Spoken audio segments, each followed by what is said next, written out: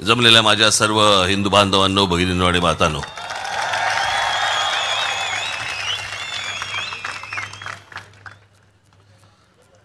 बघाशी मी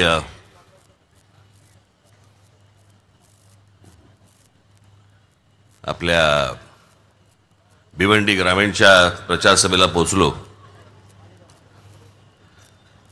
आणि जरा थोडंसं मला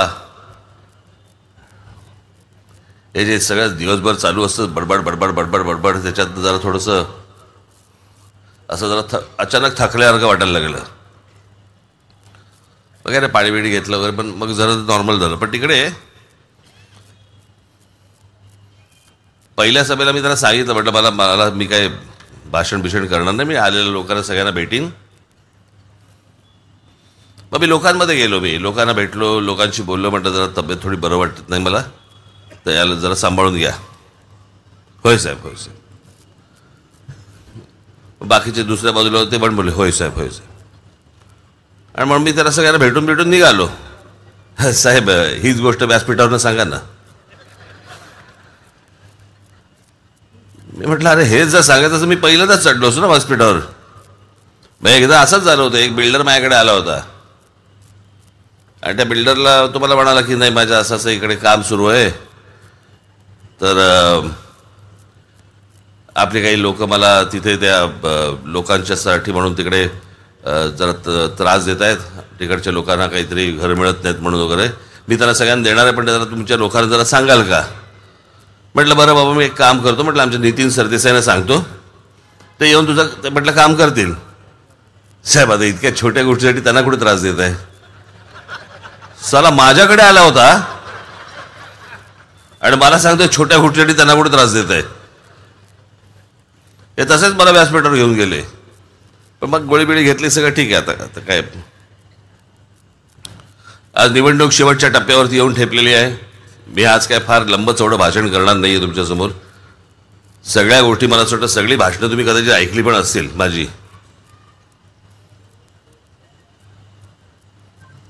मुलाखती कदाचित ऐकल्या असतील.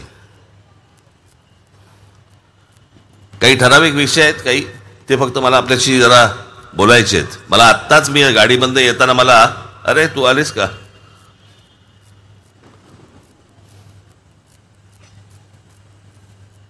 तू खाली काय बसून बघतेस, तू वरती आहे. अगे ये ग, ये वरती ये.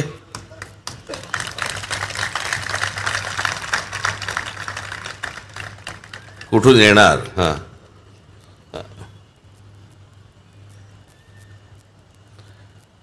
ही आमची बालमैत्रीण असिलता राजे सावरकर, स्वातंत्र्यवीर सावरकरांची सख्खी नात.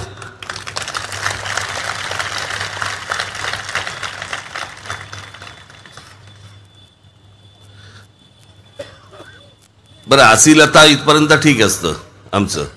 असिलता सावरकरांची नात वगैरे आम्ही वर भाषण करायची, ती खाली बसणार, कसं नुसतंच होतं.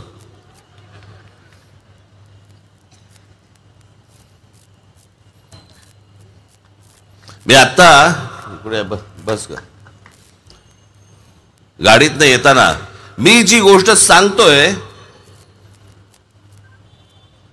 अनेक लोक माझ्यावरती टीका करतायत की मी राज ठाकरे सांगतोय की मशिदींवरचे भोंगे खाली काढले पाहिजेत. काढलेच पाहिजेत, त्याच्यामध्ये काय दुमत असण्याचं काही कारणच नाहीये.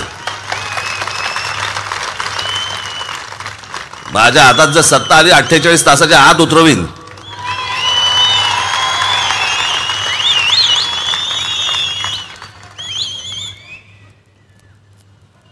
सगळं स्वतःच्या सोयीनुसार चालणं यांचं, सगळं स्वतःच्या सोयीनुसार, धर्मातल्या गोष्टी यांच्या सोयीनुसार.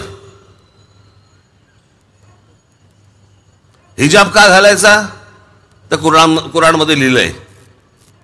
पैशावरून व्याज का नाही घ्यायचं कुराणमध्ये लिहिलंय. मग कुठच्या कुराणाच्या पानावरती लिहिलंय लाऊडस्पीकर लावा म्हणून. बरं कुराण ज्या वेळेला लिहिलं गेलं तेव्हा लाऊडस्पीकर नावाचा काही जन्मबिंब झाला होता का तेव्हा. सगळं स्वतःच्या सोयीने करायचं आणि दुसऱ्याला त्रास द्यायचा. मला बरं या गोष्टीचं वाटलं, माझ्याकडे आत्ताच बातमी आली, 92 साली जेव्हा दंगली झाल्या होत्या त्याला एक बाबू खान नावाचा माणूस मुंबईमधल्या बांद्र्यामधल्या बेहरामपाड्यामध्ये राहणारा माणूस मशिदींवरच्या भोंगे काढा याच्यासाठी कोर्टात गेला. अभिमान आहे मला असल्या बाबू खानचा.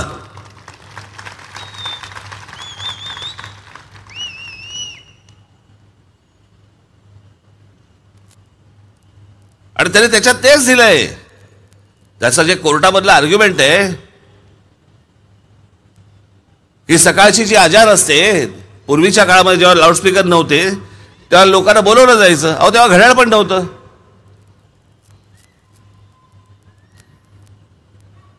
ती जी सकाळची जी काय प्रार्थना असते त्याला लोकांना बोलवण्यासाठी म्हणून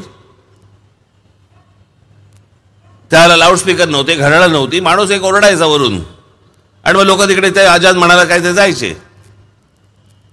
अरे आता अलार्म लावा ना. तो माणूस कशाला बोंबलतोय? बरं तो बोंबलतोय ते सगळं आम्हाला काय ऐकवतोय? आम्ही जर समजा सकाळी तुम्हाला आमच्या देवांच्या आरत्या जर समजा तुमच्या कानाशी येऊन वाजवत बसलो, आवडेल का? दुसऱ्या लोकांना त्रास देईल असा कोणता धर्म आहे मला अजूनपर्यंत कळलेला नाहीये.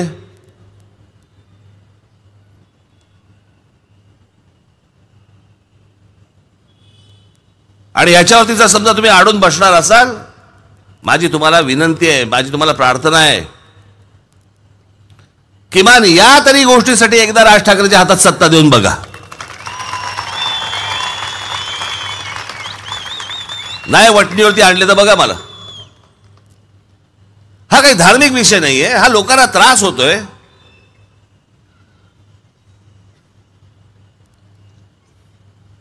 सणासुदीच्या काळामध्ये मी समजू शकतो, 10 दिवस 12 दिवस आपण समजू शकतो. आपल्याही धर्मामध्ये असतात गोष्टी, त्यांच्याही धर्मामध्ये असतात गोष्टी, त्या गोष्टी आपण समजू शकतो.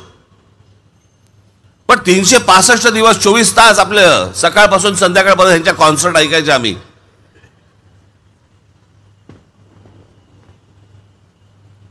प्रत्येकाने आपापला धर्म आपल्या घरामध्ये ठेवला पाहिजे, उंबरठ्याच्या बाहेर येऊ देता कामा नये.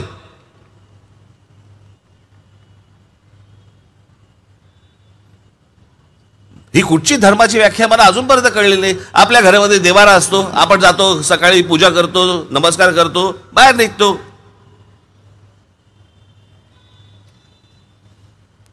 तुम्हाला तुमची काय प्रार्थना म्हणायची असेल घरामध्ये बसा,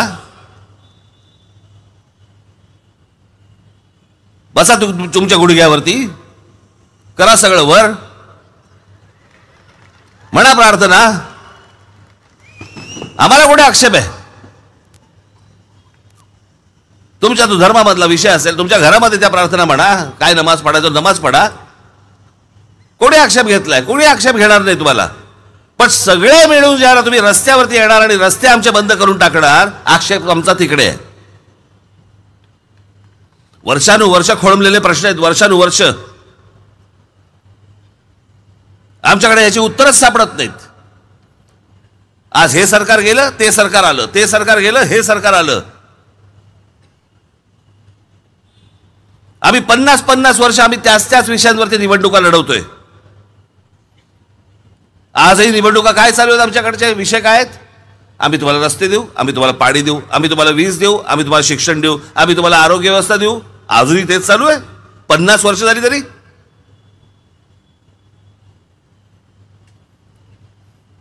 अहो मूलभूत गरजाच जर समजा आमच्या संपल्या नाहीत, आमच्याकडच्या तरुणांना तरुणींना नवीन स्वप्न कशी दिसतील?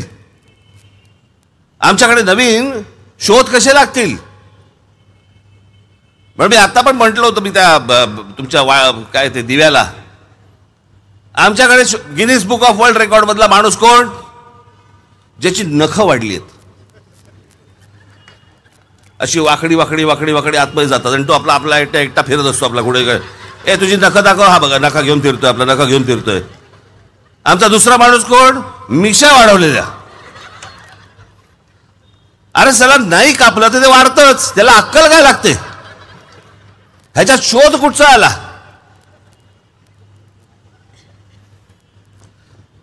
त्या नखं वाढवलेल्या माणसाचं मला नेहमी कौतुक वाटतं, त्याचं सकाळी काय होत असेल.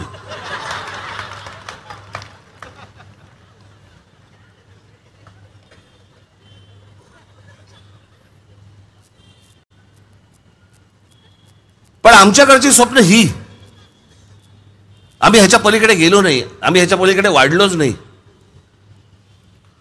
आज आमच्याकडची मुलं देश सोडून बाहेर जातात. का जातात? शिक्षण उत्तम तर त्यांना इथेही मिळू शकतं, नोकऱ्या तर त्यांना इथेही मिळू शकतात. मग ती बाहेर का जातात? माझ्या एका मित्राचा मुलगा, त्याला माझ्या मित्राने विचारलं, अरे तुझं ते आधार कार्ड नाही बनवलं अजून. तर तो बोला, आधार कार्ड म्हणजे काय? तो बोला, अरे ते जर समजा तुझ्याकडे नसेल ना, तुला मतदान नाही करता येणार. तो बोला, करायचंय कोणाला? मला करायचंच नाहीये, मला या देशातच राहायचं नाहीये. आपल्याकडचा तरुण, आपल्याकडच्या तरुणी अशा प्रकारचा विचार का करतात? याचं कारण सभोवतालचं बरबटलेलं सगळं वातावरण, डोक्याला शांतता नाही. रस्त्यावर बाहेर पडलो तर आम्हाला फुटपाथ नाही चालायला, गाड्या घेऊन बाहेर पडलो तर ट्रॅफिकमध्ये अडकतोय, हॉर्नचा गोंगाट. आमच्याकडे ऍडमिशन्स मिळत नाहीयेत कॉलेजला. शाळांमध्ये आमच्या अगदी भाऊक होऊन बाहेर उभ्या असलेल्या आमच्या भगिनी दिसतात, लहान लहान मुलांना घेऊन, माझ्या पोराची ऍडमिशन होईल का नाही होईल, होईल का नाही होईल. सतत एक धाकधूक. हॉस्पिटलमध्ये मला बेड मिळेल की नाही माहीत नाही. करोनाच्या काळात तर काय झालं होतं, आमच्याकडे ऑक्सिजन मिळेल की नाही मिळेल. आमच्याकडच्या मूलभूत गरजाच नाही संपल्या.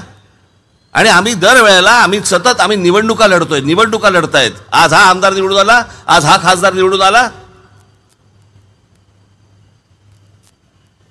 मी माझ्या मागच्या सभेमध्ये मी सांगितलं होतं, ओ ठाणे शहर आहे, मी लहानपणापासून पाहिलं हे शहर, सुंदर टुमदार. जुने जे ठाण्यातले लोक राहणारे आहेत त्यांना मी काय म्हणतोय त्यांना समजत असेल. माननीय बाळासाहेबांबरोबर लहान असल्यापासून मी इथे ठाण्यामध्ये यायचो. तलावांचं शहर, छोटी मोठी सगळी अशी तलाव, इथे तलाव असायचे. पुढे काय झालं, तलाव बुजवले आम्ही. त्या तलावांच्या ठिकाणी आमच्या सोसायट्या आल्या आणि आज त्या सोसायट्यांमध्ये आम्ही टँकरने पाणी पुरवतोय.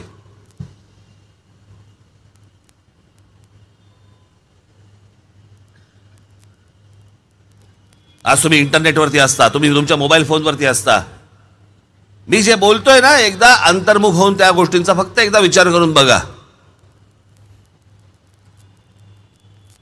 कुठच्याही ठाणेकराला विचारलं, समजा तुला आत्ताचं ठाणं आवडतं का जुनं, तो म्हणतो जुनं. कोणत्याही पुणेकराला विचारून बघा, तुला आत्ताचं पुणे आवडतं का जुनं, तो म्हणतो जुनं. कुठच्याही मुंबईकराला विचारून बघा, तुला आत्ताचं मुंबई आवडते का जुनी, तो म्हणतो जुनी. आमच्याकडच्या प्रत्येक शहरामधली माणसं सांगतात, अगोदरची फार सुंदर शहरं होती. मग ही कोणती प्रगती आहे जी आम्हाला आवडत नाहीये? वाटेल तशी शहरं पसरलेली आहेत. पण तुम्ही दुबईत जा आणि दुबईच्या माणसाला विचारून बघा, तुला जुनही दुबई आवडतं का आत्ताचं, तो म्हणेल आत्ताचं. कारण लोकांचा विचार करून उभी केलेली ती शहरं आहेत. लोकांना काय हवंय, त्या परिवाराला काय हवंय, त्या लहान मुलांना काय हवंय, त्यांच्या गरजा काय आहेत. आमच्याकडे कसल्याही गरजा, तुमच्या काय अपेक्षा आहेत, याला काही अर्थच उरलेला नाहीये.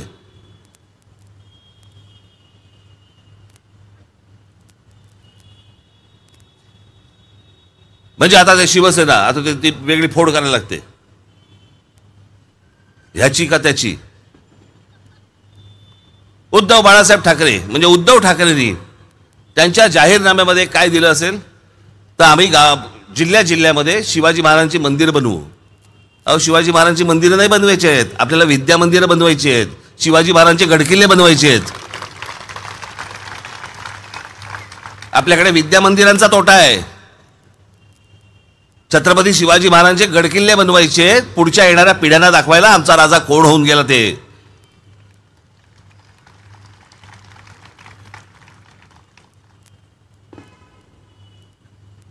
प्रत्येक ठिकाणी आम्ही आमचे पुतळे उभे करायचे. कुठच्या कोपऱ्यामध्ये आम्ही बघायचं, एक आहे इथे छत्रपती शिवाजी महाराजांचा पुतळा उभा करायचा आमच्या डॉक्टर बाबासाहेब आंबेडकरांचा पुतळा उभा करायचा, जयंती आणि पुण्यतिथीला जायचं, तेव्हा आम्ही स्वच्छ करणार ते पुतळे, हार घालणार, आमचा विषय संपला. नंतर कोणीही त्या पुतळ्यांकडे पाहत नाही.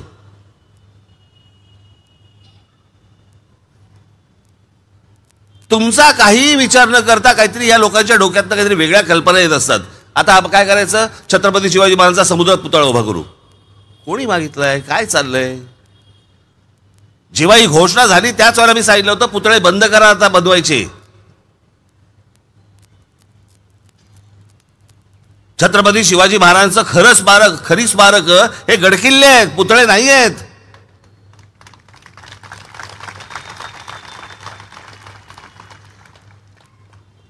पण आपण काय केलंय, या सगळ्या आमदार खासदार या सगळ्या लोकांसमोर आपण सगळ्या गहाण टाकल्या गोष्टी, आमचे विचारच गहाण टाकले.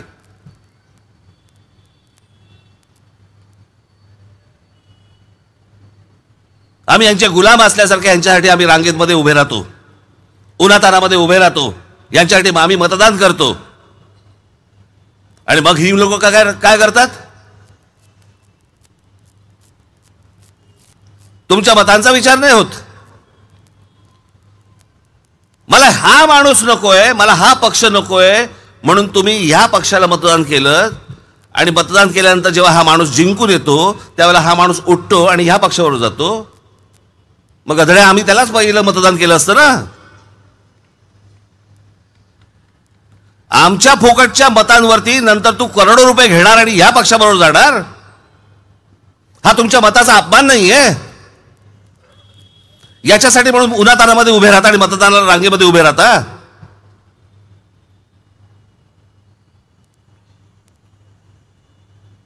शिवसेना भारतीय जनता पक्ष युती आणि काँग्रेस राष्ट्रवादी काय आघाडी, हे नको म्हणून ह्याला मतदान केलं आणि हे नको म्हणून याला मतदान केलं. 2019ची निवडणूक फक्त आठवून बघा, आठवून त्या गोष्टींचा फक्त विचार करून बघा की या महाराष्ट्रामध्ये काय झालं. भारताच्या इतिहासामध्ये आजपर्यंत अशी घटना घडलेली नाहीये.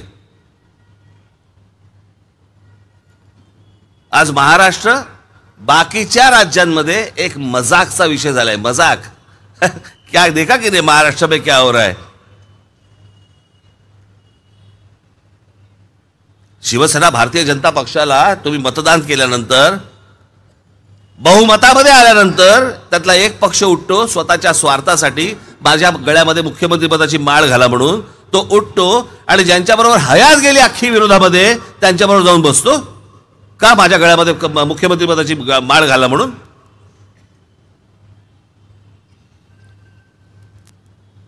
मग त्यांची 2.5 वर्ष होत आहेत, त्यातले 40 आमदार उठतात, पैशाचे सगळे काही गोष्टींचे व्यवहार होतात, आणि त्या सगळ्या गोष्टींच्या व्यवहारानंतर ते उठतात आणि तिसऱ्या पक्षात जातात, त्यांचं सरकार येतं. मग ज्याला 70,000 कोटीच्या भ्रष्टाचाराखाली जेलमध्ये टाकणार होते त्याला अचानक डोळा मारतात, तो येऊन ह्यांच्या मांडीवर बसतो. काय चाललंय? मला एकदा नागरिक म्हणून तुम्ही समजून सांगा, जरा मला मतदार म्हणून मला समजून सांगा, हे नेमकं काय होतंय. ही गोष्ट एवढ्यासाठीच होते कारण तुम्ही शांत बसता. आम्ही फोटोवरती मतदान करतो. जी व्यक्ती आता हयात नाही त्या व्यक्तीचा फोटो बघून आम्ही त्यांच्याकडे मतदान करतो. आम्ही कुठलीतरी जात बघून आम्ही मतदान करतो. आम्ही पूर्वीचा पक्ष असा होता, इतके वर्ष आम्ही त्यांना मतदान करत आलो म्हणून आम्ही त्यांना मतदान करतो. सगळं झूट आहे, सगळं झूट आहे. आज काय परिस्थिती आहे, तुमची काय हालत झाली आहे, एकदा स्वतःच एकदा विचार करून बघा. आज मी जाहीरनामा प्रसिद्ध केलाय, महाराष्ट्र नवनिर्माण सेनेचा आज जाहीरनामा प्रसिद्ध केलाय. मराठीतही केलाय, इंग्रजीतही केलाय, ट्विटरवरती पण टाकलाय, ऑनलाईन पण टाकलाय. वाचा एकदा. भारताच्या इतिहासामधला हा पहिला जाहीरनामा आहे, पहिला, की या जाहीरनाम्यामध्ये कोणत्या गोष्टी आम्ही करणार आहोत हेही दिलंय आणि त्या कशा करणार आहोत तेही दिलंय.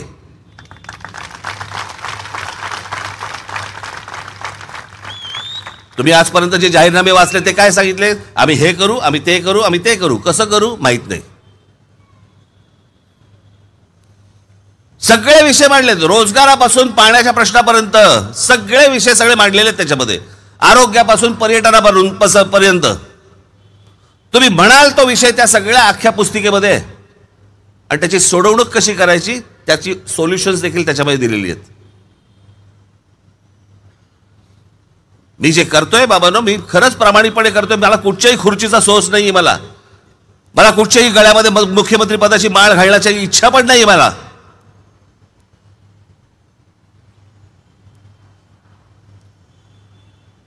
मी ज्या गोष्टी लहानपणापासून बघत आलो ना माझ्या घरामध्ये, त्याच्यानंतर मला कुठच्याही लाल दिव्याचं कौतुक उरलेलं नाही मला.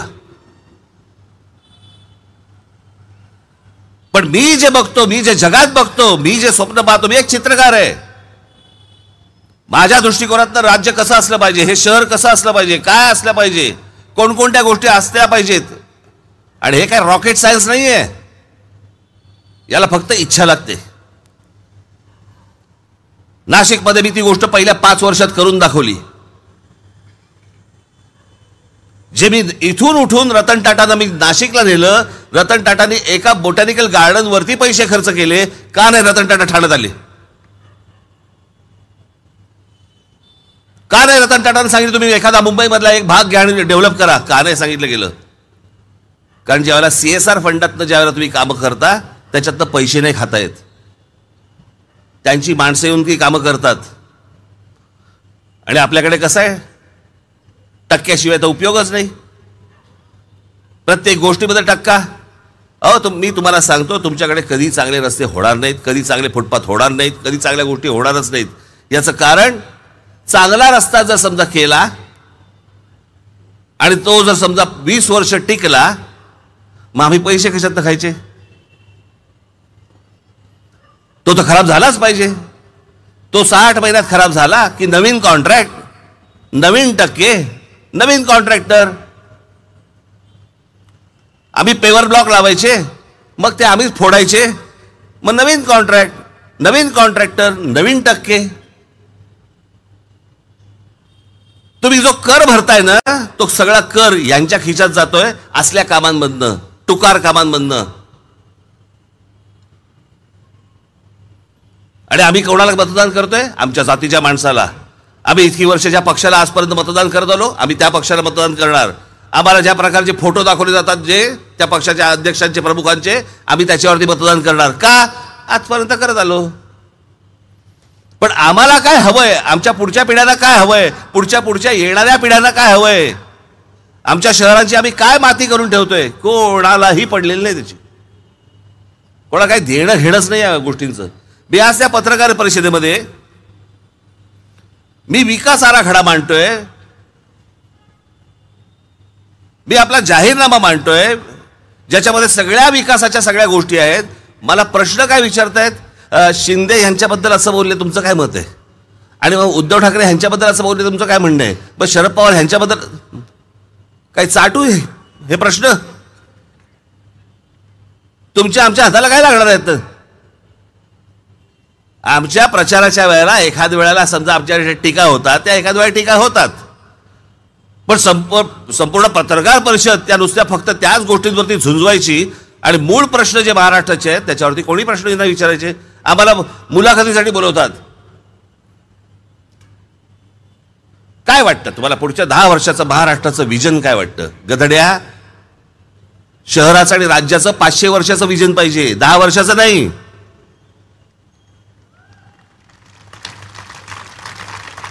जगामधले जे देश उभे राहिले ना, ते देश 500-500 वर्षांचा विचार करून उभे राहिले.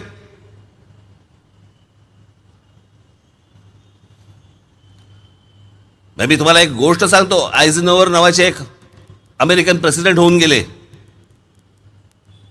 दुसऱ्या महायुद्धाच्या नंतरच्या काळामध्ये ज्या वेळेला सगळी त्यांच्याकडे मंदी आली होती, मग मंदी आली असताना काय करायचं? कामं काढायला लागतात की ज्याच्यातनं पैसे रोटेट व्हायला लागतात, लोकांपर्यंत पैसे जायला लागतात. कामं काढली की लोकांपर्यंत पैसे जातात.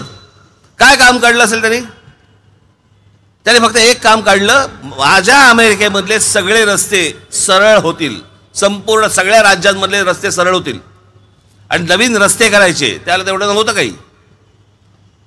आज ज्यावेळेला तुम्ही अमेरिकेमध्ये जाता, तुमचे कोणी नातेवाईक असतात, तुमचे कोणी मित्रपरिवारातले लोक असतात, तुम्ही टेलिव्हिजनवरती ज्यावेळेला बघता, इंटरनेटवरती बघता, व्हॉट्सॲपवरती बघता, इंस्टाग्रामवरती बघता, तुझी अमेरिका जी दिसते ना ती त्या माणसाने उभी केली. ते रस्ते अशाच मध्ये कॉलन्या होत्या, कॉलनीज होत्या, अनेक लोक राहत होते, अनेक स्लम्स होत्या, सगळ्या गोष्टी होत्या तिकडे, पण वेगळं काही नव्हतं. प्रचंड विरोध झाला त्या माणसाला, प्रचंड विरोध झाला. आयझनहोवर यांचं एक वाक्य फार मला प्रचंड आवडतं. या सगळ्या प्रचंड विरोधानंतर देखील त्यावर ठाम माणूस राहिला. तो बोलला नाही, रस्ते होणार म्हणजे होणार. आणि त्याचं वाक्य फार छान होतं. बोलला की आजची पिढी मला शाप देईल, पण भविष्यातल्या सगळ्या येणाऱ्या पिढ्या मला आशीर्वाद दिल्याशिवाय राहणार नाहीत. देश असे उभे राहत असतात, शहरं अशी उभी राहत असतात. पण मी त्या दिवशीचं पण एक सुजाण नागरिक काय असतात ना, सुज्ञ नागरिक काय असतात ना, याचं पण एक उदाहरण दिलं होतं. दुसऱ्या महायुद्धानंतर ज्यावेळेला विन्स्टन चर्चिल जिंकले ना, ते जिंकल्यानंतर V for victory, V for Winston, अख्ख्या इंग्लंडने त्याला डोक्यावरती घेतलं होतं. अख्ख्या इंग्लंडने जय जयकार, जिकडे जाईल तिकडे जय जयकार विन्स्टन चर्चिलचा. 8 महिन्यानंतर निवडणुका झाल्या, विन्स्टन चर्चिल स्वतः आणि त्यांचा पक्ष हरला. पत्रकार गेले लोकांकडे, अरे विन्स्टन चर्चिलला पाडलं तुम्ही? ते बोले हो. म्हणजे काय कारण काय? तो माणूस म्हणे युद्ध काळात योग्य होता, शांततेच्या काळात नाही. हा जो समज ज्या मतदारांमध्ये आहे ना, मला त्याला म्हणतात सुज्ञ मतदार. आम्ही अजून त्याच विषयांवरती निवडणुका लढवतोय, पण आम्हालाच कळत नाहीये. आम्ही त्याच लोकांना मतदान करतो आहोत. बाबांनो, माझी आपल्याला हात जोडून विनंती आहे, यात बाहेर या. हे नुसते तुम्हाला खेळवत राहतील, हाताला काही लागणार नाही. आमच्या कुठच्या परिवाराला जर समजा वाटलं, आज कुठच्या माझ्या भगिनीला वाटलं की माझ्या मुलांना बाहेर घेऊन जायचंय, कुठे घेऊन जाणार? मॉलमध्ये पिक्चर दाखवणार. मग बेटा आपण रात्री मग मम्मम करून जेवून येऊया, मग तिकडे रेस्टॉरंटला जाणार. हे आमचे करमणुकीचे कार्यक्रम. पण उत्तम चांगल्या बागा होत आहेत, उत्तम चांगली मैदानं होत आहेत. मुंबईला बघा, शिवाजी पार्क मैदान, ओव्हल मैदान, आझाद मैदान, अशी असंख्य मैदान आहेत. पण ब्रिटिशांच्या काळात झाली तेवढीच. आपल्या लोकांच्या सत्ता काळामध्ये कुठचीही मोठी मैदानं झालेली नाही आहेत, एकही नाही. ज्याला 26 जुलैला ज्याला पाऊस आला आणि पाणी भरलं ना, उपनगर अख्खं मुंबईचं भरलं होतं. मुंबई शहर ज्याला म्हणतो आपण, ज्याला आयलंड सिटी, पाणी नव्हतं, त्यांनी बांधली ती. 100 वर्षापूर्वी बांधलेलं छत्रपती शिवाजी महाराज टर्मिनस, केवढं मोठं स्टेशन बांधलंय. तेव्हा लोकांना असं वाटलं, अरे एवढं स्टेशनची गरज आहे का? आजच्या लोकसंख्येला पुरतंय. 100 वर्षाचा विचार करून गेलेल्या गोष्टी असतात.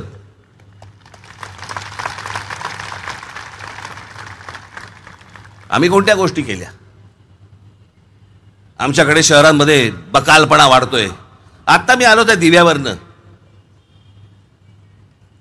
रस्त्याच्या पुढे फुटपाथ सोडून पुढे फुटपाथ नव्हताच, सगळे फेरीवाले बसलेत, एकाच्या पुढे एक. गाड्या चोरून चालल्यात, ज्यांच्याकडे गाड्या रस्ता आहे.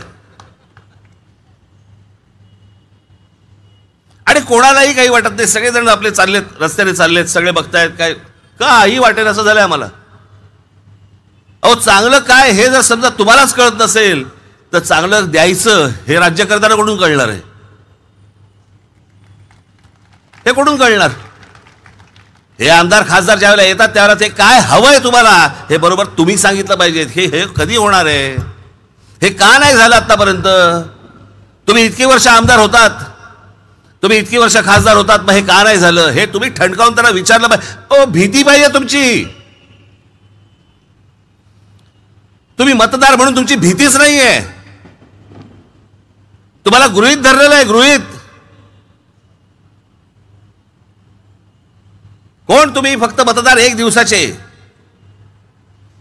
पुढं आमची राज्य करू, आम्ही वाटेल तसे वागू.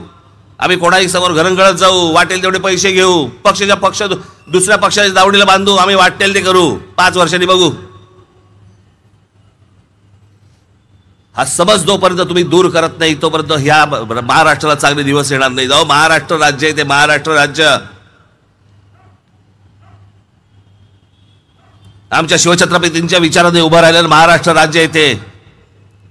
मराठेशाहीच्या साम्राज्याच्या पराक्रमाने उभं राहिलेलं हे राज्य आहे ते. या हिंद प्रांतावरती 125 वर्ष राज्य केलेलं हे राज्य आहे ते. आम्ही देशामध्ये मजाक बनलो, मजाक. देखो महाराष्ट्र में क्या चल रहा है, कोई भी कहीं पे जा रहा है, कोई किसी से पैसा ले रहा है, कोई पार्टी किसी के भी साथ जा रही है. मजाक बनलो आम्ही, मजाक.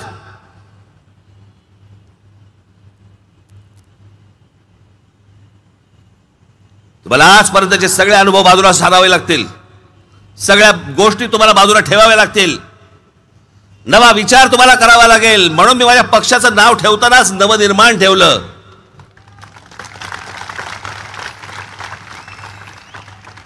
मी ठेवू शकलो असतो ना महाराष्ट्र सेना, अजून काहीतरी राजसेना, वाटेल ते ठेवू शकलो असतो. मला माझं जे स्वप्न आहे त्या स्वप्नातनं मला सांगायचंय काय, मला काय करायचंय, मला नवनिर्माण करायचंय.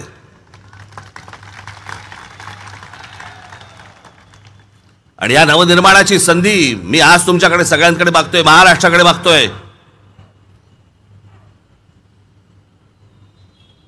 ही संधी गेली, तुमच्या आयुष्यातली परत 5-5 वर्ष निघून जाणार. 5 वर्ष कशाला म्हणतात आपण कळते का आपल्याला? मी मागे पण सांगितलं ना, हा काही शाहरुख खान सलमान खानचा पिक्चर नाहीये, शुक्रवारी पडला आणि सोमवारी दुसरा सुरू केला.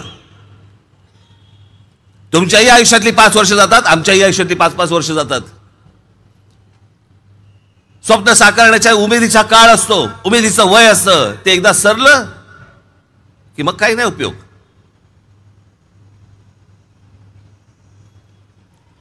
आणि पोटामध्ये आग असताना या उमेदीच्या वयामध्ये तुम्ही या गोष्टी हातामध्ये दिल्या पाहिजेत. अहो, एवढं वाटोळं झालंय ना, राज ठाकरेच्या हातात एकदा सत्ता देऊन बघा, अजून काय वाकडं होऊ शकतं तुमचं? अजून काय वाटोळं होईल मला जरा सांगा? काय होऊ शकतं? काही नाही होऊ शकत. म्हणून येत्या 20 तारखेला कुठेही गाफील राहू नका. गेले 5 वर्ष जो गोंधळ या महाराष्ट्रामध्ये घातलाय तो विसरू नका.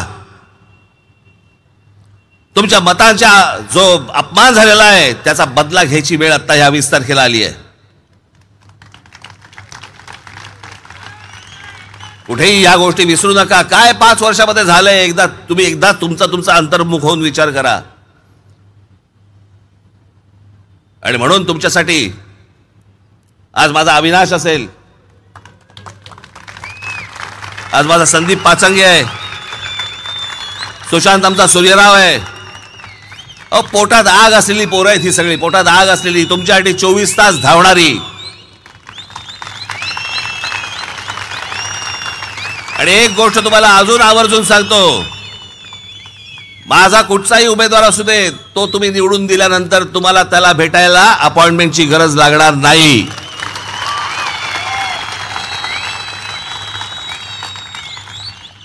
म्हणून येणारी 20 तारीख आपण सोडू नका. या सगळ्या लोकांना वटणीवरती आणा. आज या महाराष्ट्रामध्ये महाराष्ट्र नवनिर्माण सेना नावाचा पक्ष तुमच्या समोर एक पर्याय म्हणून उभा आहे. राज ठाकरे एक स्वप्न उराशी बाळगून तुमच्या समोर आलेला आहे. एकदा संधी या महाराष्ट्र नवनिर्माण सेनेला आणि माझ्या सगळ्या सहकार्यांना द्या. आणि म्हणून मला आपल्याला सगळ्यांना सांगणं आहे की येत्या 20 तारखेला रेल्वे इंजिन या निशाणीवरती आपण बटन दाबून माझ्या सर्व उमेदवारांना आपण प्रचंड मतांनी आपण विजयी करावं असं एक आवाहन करतो आणि आपल्या सर्वांची मी रजा घेतो. धन्यवाद. जय हिंद, जय महाराष्ट्र.